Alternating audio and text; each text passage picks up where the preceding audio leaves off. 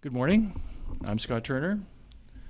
I am Director of Science Programs at the National Association of Scholars. We're here this morning in Ithaca, New York, at Cornell University. And we're here because Cornell has actually been in the front line for the fight to restore rationality and freedom of discourse to the academy. And our guest today is here to help with this fight. Dr. Kathleen Stock has come to Ithaca to be part of a public discussion on transgender politics and academic witch hunts. That's the title of the event. And this is being hosted by the Cornell Free Speech Alliance, and she'll be appearing on the stage with Dr. Rebecca Tuvell of Rhodes College. Kathleen Stock is a British philosopher and a writer, and she's also an officer of the Order of the British Empire, which is a first for this webinar series. And until 2021, she was professor of philosophy at the University of Sussex in the UK. Her philosophical interests there have ranged quite widely. She has focused on issues of aesthetics, fiction, imagination, and sexual objectification. But more recently, she's been exploring issues of sex, sexual attraction, and gender. Her philosophy has led her to conclusions that were, shall we say, problematic. For daring to express those conclusions, she was hounded out of her university position at Sussex. But she's landed on her feet quite well. She's presently a regular contributing writer at Unheard. She has a very strong presence on YouTube and other media platforms. And she's gone on to found and direct, along with Julie Bindel, the Lesbian Project, which has among its aims clarifying the incredible confusion that now seems to reign over the issues of sex, sexual orientation, and gender. Kathleen Stock describes herself as a gender-critical feminist, and we'll be delving into what that is in more detail during our conversation. But for the long term, she's explored these issues more deeply in her recently published book, Material Girls, Why Reality Matters for Feminism, which was published in 2021 by Fleet Press. So, Kathleen, welcome to our webinar. We're really pleased to have you here. Okay. Thanks for having me. It's my pleasure. So, let me begin by a rather, long question, if you will. So I've read your book, Material Girls. I thought it was an excellent book, and the thing that struck me about that book was that it actually is very even-tempered. It almost oozes rationality and objectivity and cool logic, and for that reason, I think that it's actually a book that everyone should be reading. But especially over the political bun fight that seems to be going on right now over the issues of sex and gender, sexual orientation, sexual identification, and in fact the whole concept of gender. And for that very positive contribution, you have faced and are still facing actually a quite vicious backlash. A group of students at Sussex University, for example, mounted a campaign to have you ousted from your position as a tenured professor at Sussex. You were described by some of the students there as, quote, one of the wretched island's most prominent transphobes, unquote, as a spiteful bootlicker or an insidious front for a very hateful movement, again in quotes. And these are some of the nicer things that have actually been said about you, and so and consequently your appearances have been disrupted, the most prominent being the disruption of your appearance at the Oxford Union debate, activists gluing their hands to the stage, delaying the thing, and the overall impression is they really just want to shut you up, okay? And that's, of course, totally contrary to the kinds of things that we academics should be about. And also, I was struck by, the fact that many of your colleagues who have many of whom have been subjected to similar kinds of campaigns against them. You've basically found yourself abandoned by colleagues that you think would value sober and critical analysis, fellow academics, what happened there. Mm-hmm. And so most people many people, I don't want to say most, clearly don't want to hear the ideas that you laid out in your book. Mm-hmm. And so my first question, why don't they? Why don't they want to hear them? It's a complex cause, I think, with many different strands. So if you're talking about the academic world, because obviously I've faced backlash from various sectors, including the public, but if you just focus on academia, then the students don't want to hear it partly because for the last 10 years, there's been a sort of fueled by the internet, there's been a huge sea change in how sexual identities and gender identities are talked about. They've become extremely fashionable. I think the fashion is actually dying off a bit, so I hear, but there was a big trend for young people to identify themselves as a particular sexual orientation, minority, or gender identity. And that was all being fueled by websites like Tumblr, and it was fun and it was cool. So that has a kind of harmless aspect to it. But then equally, organizations that had made their name by fighting for gay rights successfully, bringing about gay marriage in America and the UK, for instance, ran out of things to do, or thought they had. I think there's plenty of things they could have done, but they basically, in around 2013, 14, 15, changed their agenda to incorporate trans activism into their kind of strategy for the next 10 years. So in the UK, our major organisation, like Stonewall, who had a great reputation, was extremely influential throughout many organisations, started saying, look, trans women are women, hashtag get over it, no debate. And this means we have a whole new set of policies to implement. We need to change all the bathrooms, change all the prisons, change all the sports teams, change anywhere where there was a sex difference in policy. We need to make that a gender identity difference. That gave them a lot to do. And they were very well funded. And then in university, this had an effect because there's great interaction between these organizations and university. So again, in the UK, Stonewall had a whole scheme involving nearly every British university, its diversity champion scheme, where they basically said, these are the policies you need to implement and these are the views you need to have, and we will give you rewards, branding, adulation if you do, and we will mark you down if you don't. So that created a climate where there was lots of propaganda being pumped through British universities. I guess the same might be true in the US with organizations like GLAAD and HRC, who also took this turn. Even organizations with lesbian in the name, the whole concept of a lesbian has now become anyone who identifies as a lesbian, and that could be a person with a penis. Mm-hmm. So that's a completely different way of thinking about same-sex attracted females. What I would think of lesbians, they are same-sex attracted females, but not anymore, according to the people who purport to speak for us.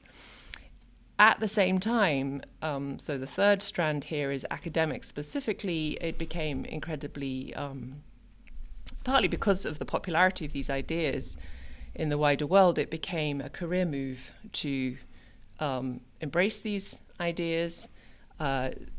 What used to be women's studies departments had become gender studies departments, influenced by post-structuralist ideas coming from queer theory and Judith Butler.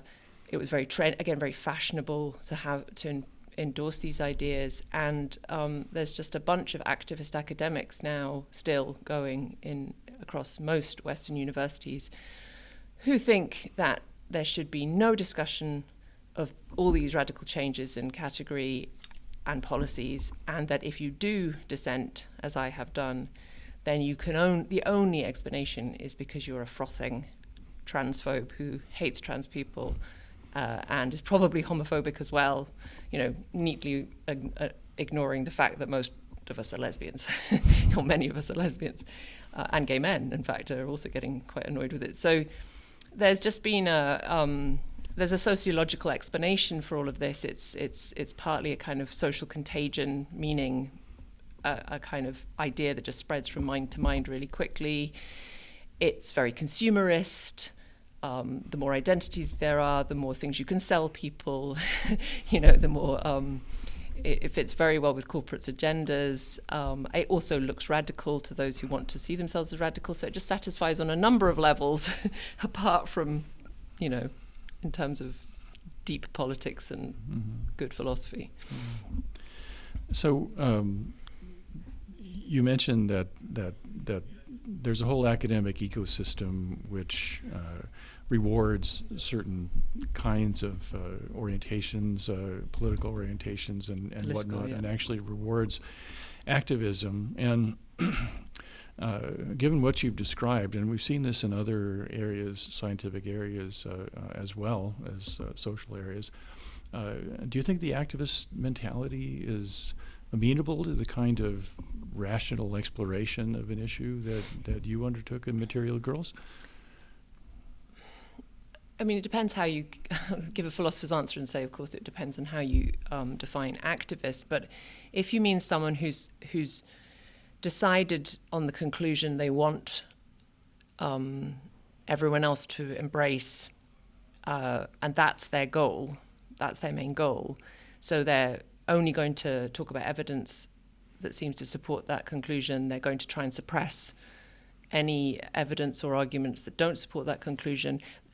They're going to, more importantly, just assassinate the characters of anyone who speaks up against them, and that's what happened to me from fellow academics.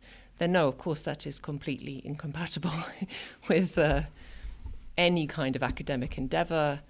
It's fueled by total chutzpah and grandiosity, because of course they think their causes are just, so the ends justify the means, but in fact they're wrong, and as I'm sure we'll get into, there are real world terrible consequences of these ideas happening, and consequences of the relative silence in universities in discussing these issues. So they are actually they like to talk about the right side of history, but they are on the wrong side of history.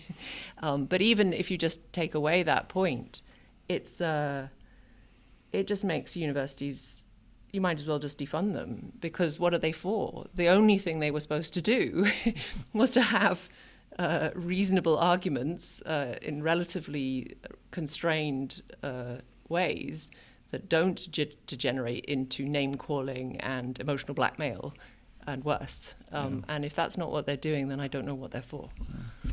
One of the things about the University of Sussex administration was that they were actually initially quite supportive of you, as I recall. Not really, to be honest. Okay. No, they basically were. So this is the old regime. There's a new management regime since this happened. But most of my managers were intensely embarrassed by my public interventions, and I was becoming very high profile. Quite quickly, I was speaking in Parliament, giving evidence in committees, talking in the House of Lords. I got this OBE. I think we should clarify. I'm Officer of the British Empire. That sounds wrong. It's a kind of honour that is given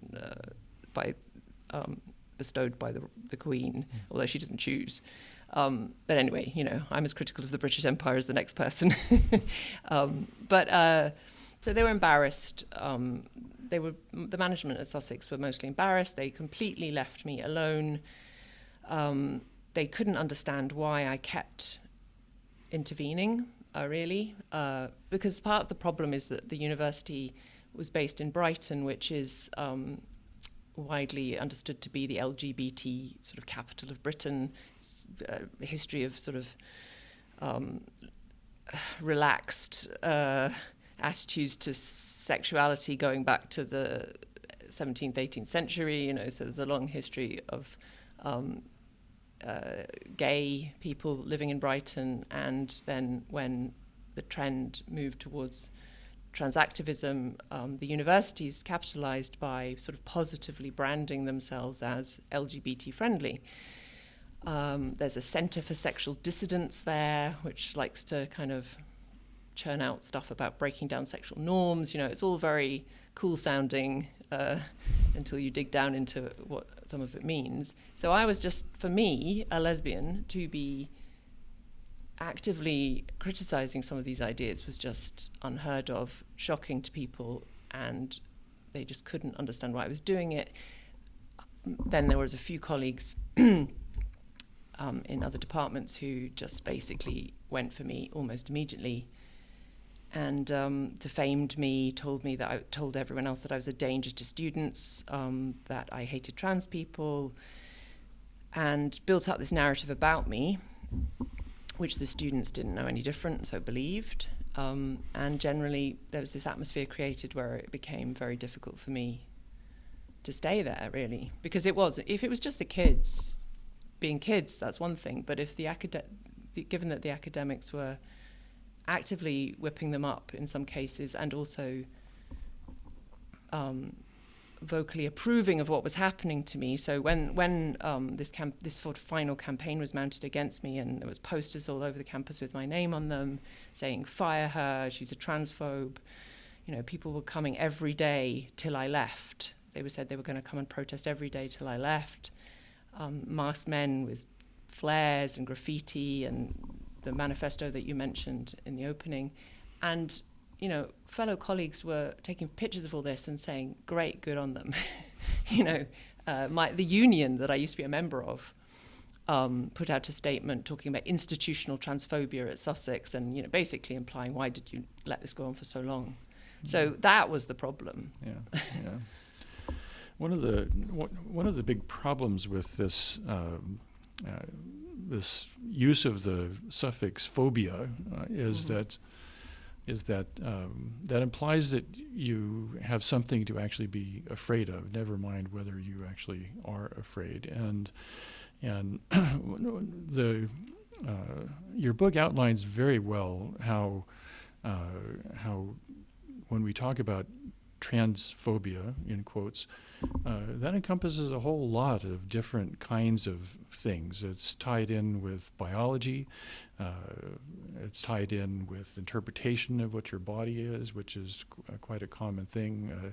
It has a number of manifestations ranging all the way from simple living as a woman to radical surgical alteration of your bodies. I don't think transphobia is a descriptive term. It's a slur, really. And perhaps you could explore that a bit further.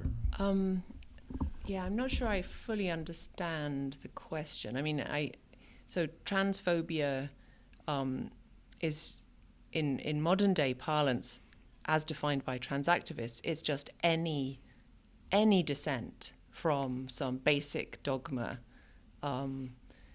that's churned out by LGBT organizations and activist academics. So if you don't think trans women are women, then you're transphobic. It's a kind of incredibly simplistic explanation, which refers to moral defects as the only possible explanation. Now, that's crazy. Like to unless you're immersed in this, it all sounds mad, because of course somebody who worries about a child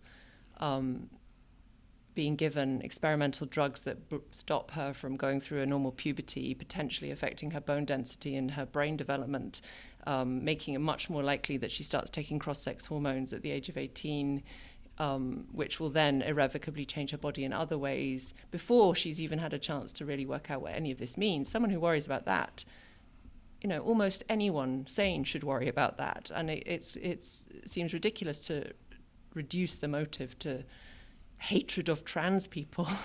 In fact, you could say that we're the only people who are caring about these people because we're worried about the sort of terribly experimental medical treatments that are being proposed for them. But so whenever you hear the accusation transphobia, I suggest that you just reframe it and think, well, what is there to be that someone might be worried about here? If it's a male in a women's sports team, taking all the medals, pushing other women out because they have an advantage they got through a testosterone-fueled puberty that they can never reduce, or in a contact sport, in rugby. You have men in women's rugby, basically. We have men in women's swimming. They are still men, independently of their identity. But even to say that is, rather than just a different position you might take on this issue, is automatically assigned transphobia. So I just find the concept pretty meaningless. I do think that there is obviously precedent for sort of disgust at gender bending, breaking gender norms, men in dresses. I don't have any of that whatsoever. I am a sort of masculine presenting lesbian myself. I get told to leave bathrooms now and again myself. I'm 6 foot tall. I've got extremely short hair. It happened to me a couple of weeks ago. And I don't resemble the caricature of the sort of right-wing, Trump-loving Christian nationalist or whatever else they want to say about me that worries about these things. I think people from a range of political backgrounds can worry about these things without exhibiting any kind of hatred. So that's my position. Yeah, I mean, when you inject hatred into it, it's really a way of shutting up people who don't agree with you. And it's effective. It's very effective. I'll say it certainly is. But is it just pursuit of a political agenda that's closing people's minds to the kinds of subtleties that you outlined in Material Girls?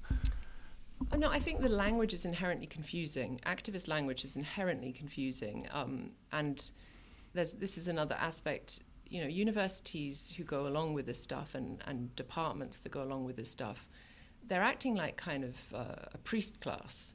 They've got their sacred texts, they've got their holy days, they've got their mantras, they've got their dogma that you're not allowed to question, and they've got their sort of arcane language that nobody can really understand. And I think there's something, generally worrying for the university system if it ends up saying things that non-educated people, non-university educated people just simply cannot penetrate. And all this stuff like assigned at birth, even just trans women. Like if you poll most people, they don't know whether a trans woman is a male who identifies as a female or a female that identifies as a male. It's set up to trip you up and confuse you. So that's partly, people don't want to weigh in because they don't really understand what the hell everyone's arguing about. And as you mentioned, the word gender is inherently ambiguous. It's used 4 different ways, often in the same sentence. Mm-hmm. Sometimes contradictory, as you pointed out in your Nobody seems book. to notice. I mean, it's strange. Yeah. So you describe yourself as a transgender feminist. No. Others might do. Let me take that back. As a gender critical feminist, is that a term that you have come up with, or has it been applied to you by others? I think it was a term. So when I started intervening in public about this stuff, it was in 2018, and the habitual referent was used for people like me was TERF by the other side. Now TERF originally stands for Trans Exclusive Radical Feminist. It was coined by, I believe, opponents, and it doesn't apply to me in a number of ways. I'm not trans exclusive. For a start, I think trans men are women, so I'm inclusive that way. And I certainly, as I've said, try to stress, have no particular animus against trans people. So the word exclusion has become very laden, shall we say. But I'm also not a radical feminist. I disagree with radical feminists. I am a feminist, but I disagree with a number of things in the second wave because I'm a philosopher, and philosophers are supposed to disagree with people. So not TERF, and then this word gender critical came along. And I think we just took it as a kind of, well, look, it's the best we can do. It certainly sounds better than TERF, which is usually accompanied by, die in a fire TERF. Fuck you, TERF. It's a slur, or acts a bit like a slur anyway. So gender critical really just means that, for me, anyway, this is what it means as far as I'm concerned. It's that there are some social stereotypes and norms applied to women and to men that one should rightly be critical of, depending on the context. They are culturally relative. They can be changed. They can be worsened. They can be made better. So I'm not actually one of those feminists who thinks that all gender norms are somehow oppressive. I think that's incoherent. But I am critical. I think it's hard to be a feminist and not be critical of some gender norms for women, like the norms that say that you're, to be sexually objectified or to stay at home and look after children and do nothing else. So, yeah, that's the sort of impetus for it. But of course, it's misunderstood because it's understood that we're just critical of trans people, Mm-hmm. And that's really not what it meant at all.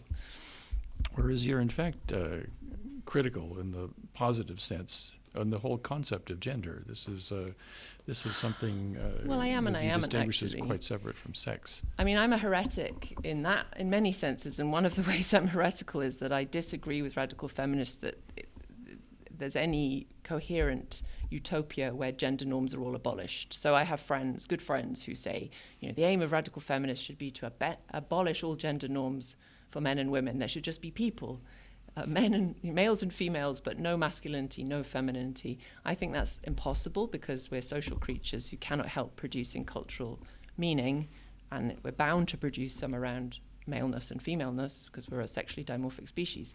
So my position, as usual, as a philosopher, is kind of annoyingly complicated on these issues, and I don't satisfy anybody.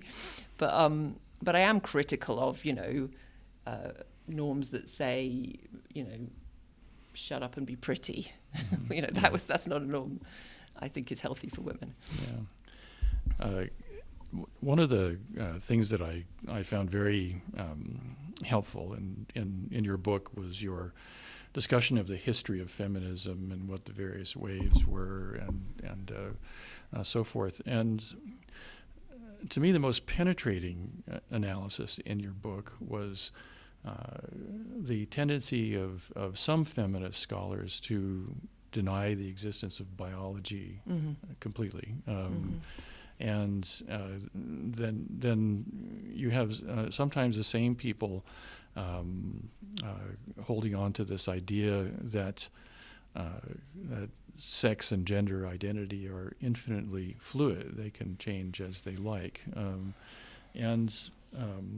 You've had some rather pointed comments about the intellectual fallacies behind those assumptions. I think I'm not one of those people that says, this is all the fault of feminists. I mean, there's a sort of emerging critique from the right at the moment. I notice particularly amongst people like Matt Walsh and right-wing commentators who are saying, all this gender stuff, this trans stuff, just comes from feminists anyway, because they always did deny the importance of biological sex for society. And I think that's very unfair. So I just want to be clear, there's no one voice in the second wave. There was huge debates in the second wave. There were people who thought biology was extremely important, and there were people who downplayed it. But it is true that there is a strand in second wave feminism which really downplayed the importance of biological sex, even to the extent that, so people like Catherine McKinnon and Andrea Dworkin did suggest at times that sex was socially constructed, which is the position of many people on the transactivist side now. So there's no natural facts about the division between males and females. We somehow conjure these into being through social norms and stereotypes. I think that's a preposterous position. So even worse, the motivation for denying the importance of biological sex amongst these second wave feminists was to kind of preempt or at least to see off the spectre of what they thought of as biological determinism, which is the view that whatever your biology is, it determines your social path in life. So, women basically are naturally made to have babies, which means they're naturally made to stay at home, which means they're naturally made to be out of the workplace, or they're naturally made for sexual pleasure or use, so various kind of conservative or not even conservative, but just kind of very reductive stories about what women are for based on the fact they have ovaries and wombs. So these feminists wanted to see off those arguments by saying, well, biology is only socially constructed anyway. But that's just, that's a really bad answer to those strategies. It's throwing the baby out with the bathwater because it's throwing away a whole explanation of why women were being oppressed in the first place, and clearly it's anti-scientific, and it's going against a whole material kind of analysis of the world. So however we were supposed to see off biological determinism, and we should, it can't be by denying that there's any biology. That was a silly move, and it was a popular move, but it was a move that was immediately seized upon by people like Judith Butler, who really went with it. And now we're in the position now where lots and lots of people truly believe that there is nothing natural about the sexual division between males and females, that we all just made it up. Yeah, that to me is the most bizarre aspect of this whole debate. It's kind of like what goes on in biology, actually, in evolutionary biology. There's this constant tension between determinism and, in the case of biology, adaptation. Which is an interaction with an environment, assessing an environment, and then molding the body or your physiology or what have you to that environment. And when I see statements like I feel like a woman in a boy's body or something along those lines, it's jarring to me, because I'm not sure that actually encompasses, I'm not even sure it's a real concept that you can consider yourself to be in another sex's body. In other words, you're always interpreting your environment around you. You're always adjusting your behavior and your thinking and whatnot to whatever you're seeing. And it's quite natural that you could get periods of discomfort, for example, with your body or what have you. But the notion that you are a girl that lives in a boy's body, that seems to be nonsensical. Well, it's literally nonsensical in the sense that it is impossible to be a girl in a boy's body. Having a boy's body is what makes you a boy and not a girl, and vice versa. But I think it's, as I argue in the book, there is a way of understanding these claims that basically they're like wish fulfillment or some kind of fictional discourse. Like we do have the capacity as humans to immerse ourselves imaginatively in alternative scenarios and to really live those, have emotional reactions to them, feel them deeply. And I think when people say, I'm a woman, or he's a man, and they're referring to someone of the opposite sex, the best way of understanding that is that they're engaging in a fiction, unless they're just very deeply confused, which is more and more possible these days because the language has become so impenetrable. But I just also want to say that there are many kind of gaps of incoherence in the transactivist sort of theoretical picture. And one thing that's never properly explained is how all this stuff about biology being socially constructed has got any bearing on the stuff about gender identity. I mean, even if we conceded, which I don't think we should, but even if we did concede that in some sense biology is socially constructed, that wouldn't be by individual acts of fiat. It wouldn't be we don't socially construct it at will at an individual level. It would be about massive social movements, and social construction doesn't happen on your own. You have to get lots and lots and lots of other people involved. And so how that's got anything to do with me individually saying I feel like I'm in the wrong body, or I am, in my case I'd have to say I'm a man, or I'm non-binary, that wouldn't ensure the relevant levels of social construction. So that's just one of the many gaps here, is like what this stuff about biology and intersex people who are always being co-opted in coercively to prop up the fantasies about middle-aged men in dresses. You know, where are the rational steps that get us from intersex people to perfectly chromosomally normal people who have phenotypes that are just totally typical for their sex? Like, what has it got to do with them? Yeah. The whole issue of feeling like you're in the wrong body. I mean, that's that confusion is I think actually a normal part of development. You know, and this is really part of the ongoing kind of negotiation that everyone goes through in fitting into an environment. As you say, we are social creatures. We are always looking at signals and from others, and there's an internal world that we build up around that, and to me that's quite normal. I mean, I tell students that I walk around confused half the time about something, you know, and if you're not confused, you're not being a proper scientist, because you should be in the business of sorting out that confusion. And so this gets into the issue of is transsexuality or transgenderism, is this a choice that's determined by your biology? I didn't phrase that correctly.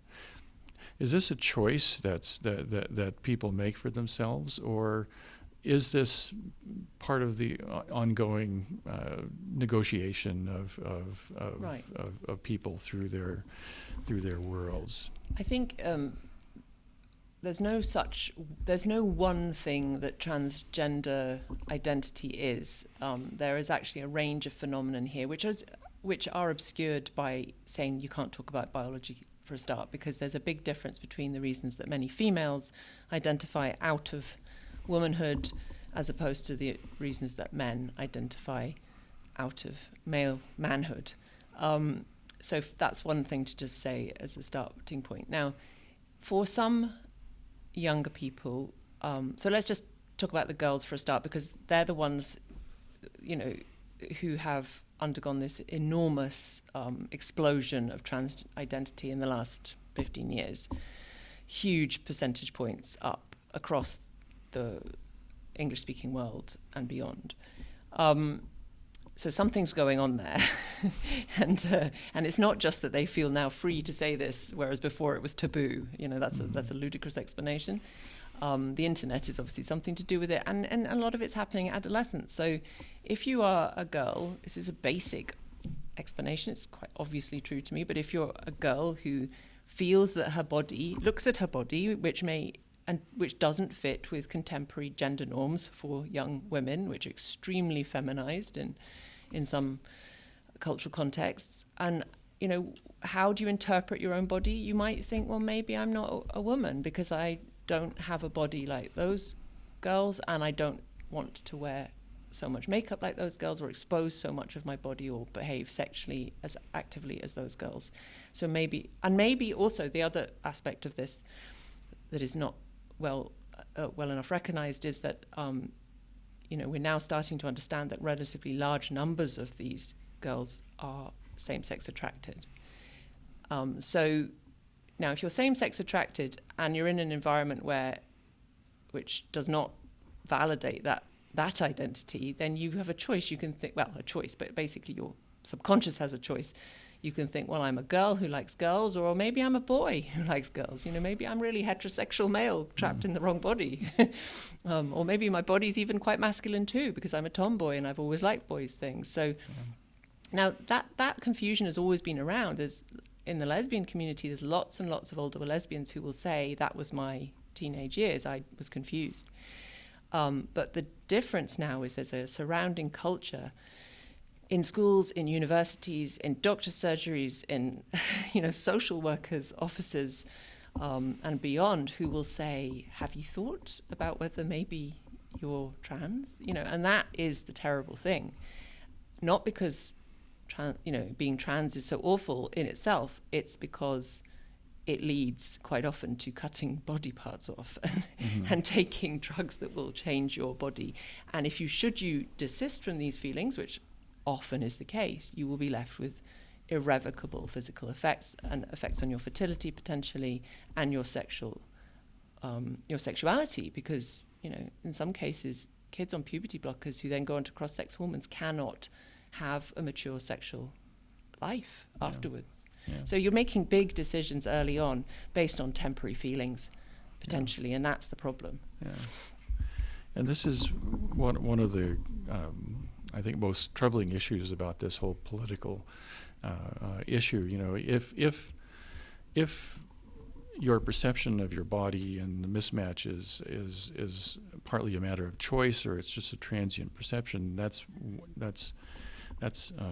one thing. But the other side of that, of course, is that this feeling of being trapped in the wrong body is a kind of a body dysmorphia, and when you talk about it as a dysmorphia, well, that sort of medicalizes the issue, as you pointed out. But it also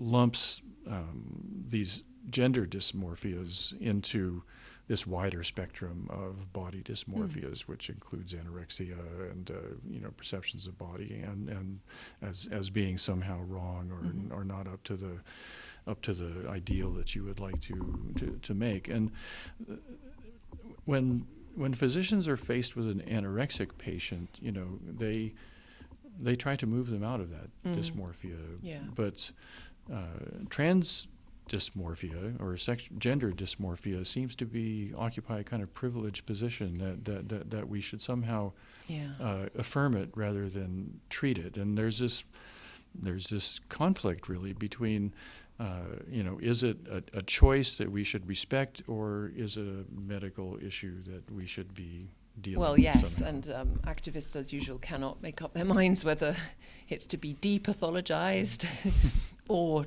to be paid, for surgeries to be paid for by the state.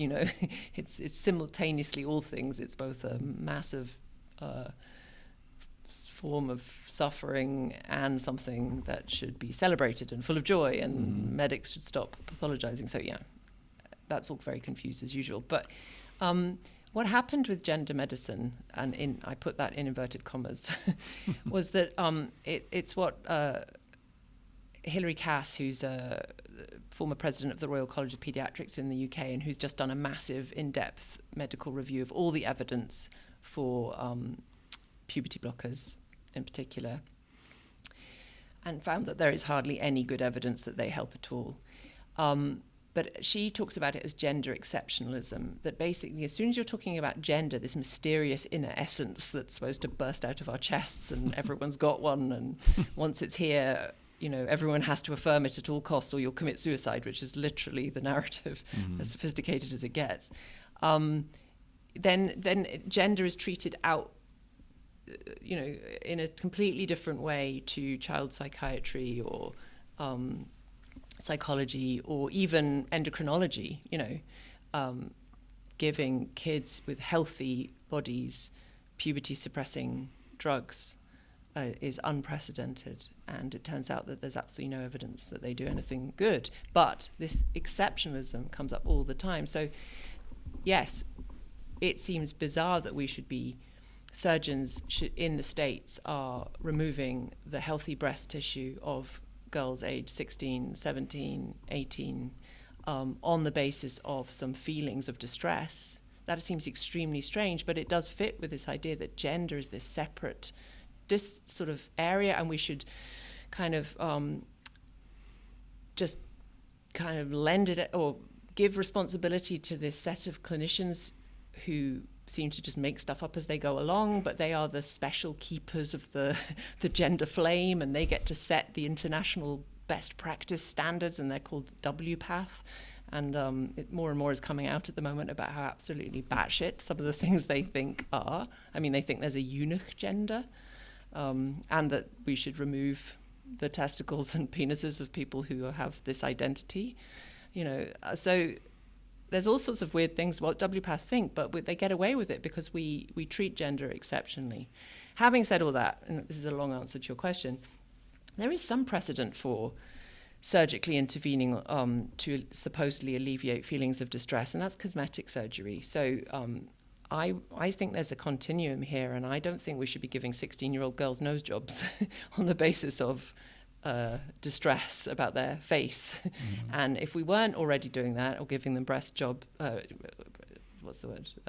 enlargements, mm-hmm.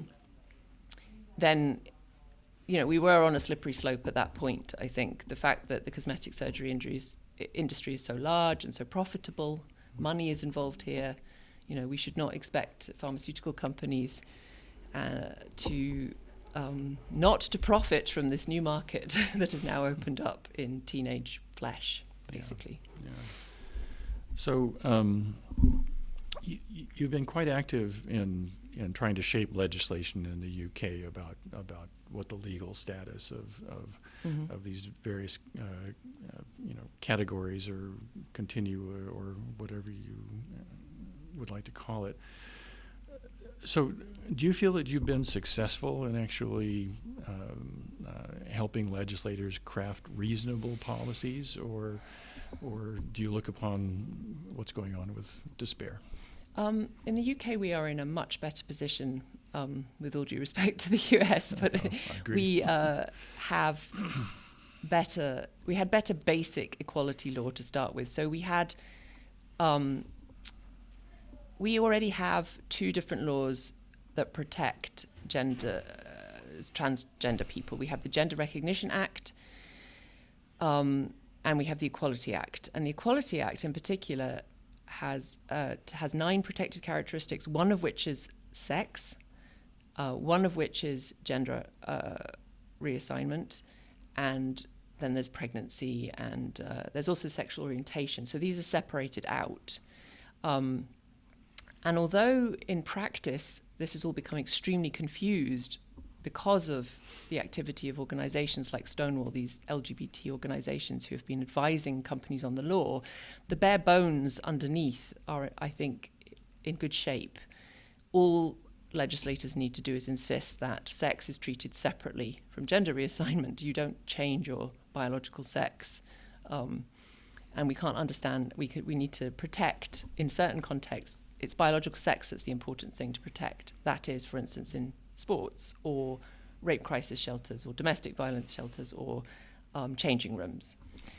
And so that's one thing. And the other thing is that we've had just relatively large amounts of success in the last couple of years in getting the general public to understand the issues through many, it's not just my attempts, there's lots of us trying to explain this in clear language, like what the consequences actually are, see past all the mystical, cool-sounding language to the actual consequences on the ground, which involved things like completely intact male rapists in women's prisons, in their cell blocks, in their showers, female prisoners are getting pregnant, not by prison guards, but by fellow inmates, who are supposedly, in inverted commas, women too, as a result of these issues.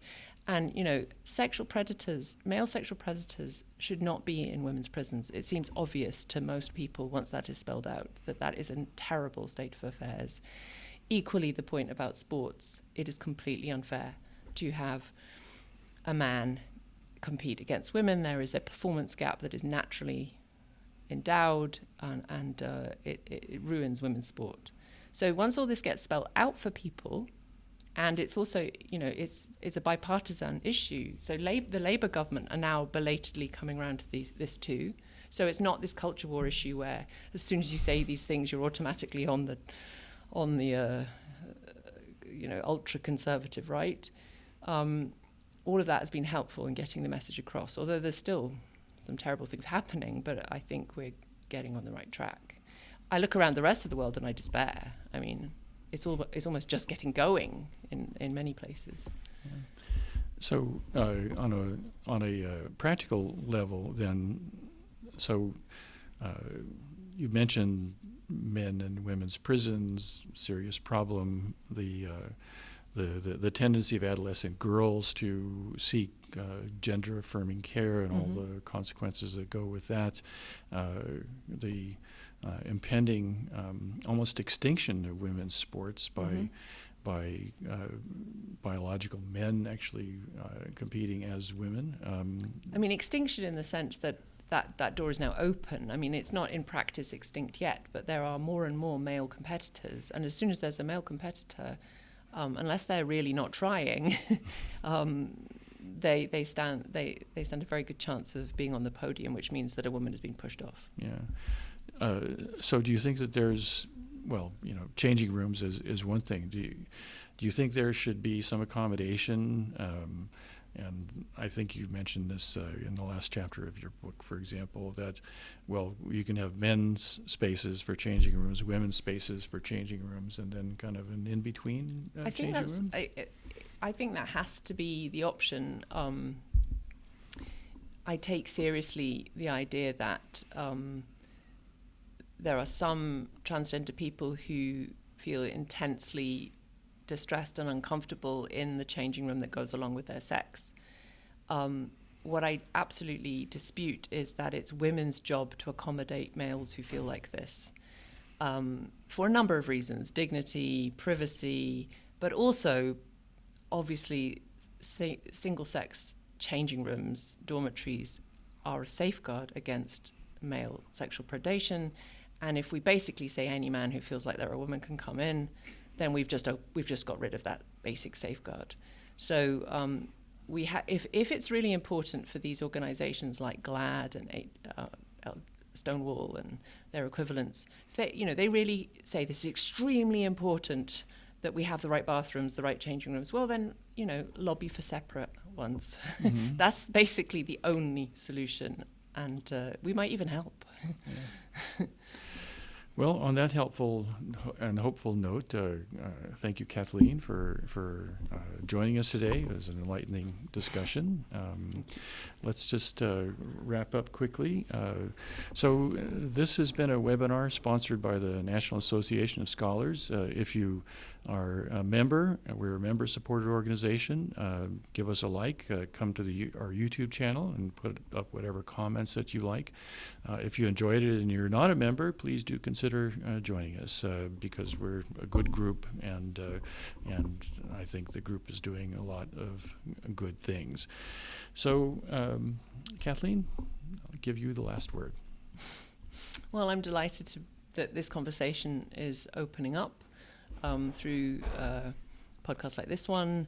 I'm afraid to say that my book did not get a US publication deal, even though it sold 20,000 copies, been translated into 5 different languages, but no US publisher at the time dared pick it up. Oh, that's an injustice. So unfortunately, so you can get it on Kindle, and or you'll have to order it from the UK. But I'd be happy for you to read it. There's another great book called Time to Think by Hannah Barnes, which is an in-depth look into what happened at our Children's Gender Identity Service in the UK and how basically a medical scandal emerged. And that's another book that I would thoroughly recommend to your readers. Thank you, and we'll look forward to the discussion tonight with Rebecca Tuval. And again, this is Scott Turner for the National Associations. Thank you for joining us, and hope to see you again.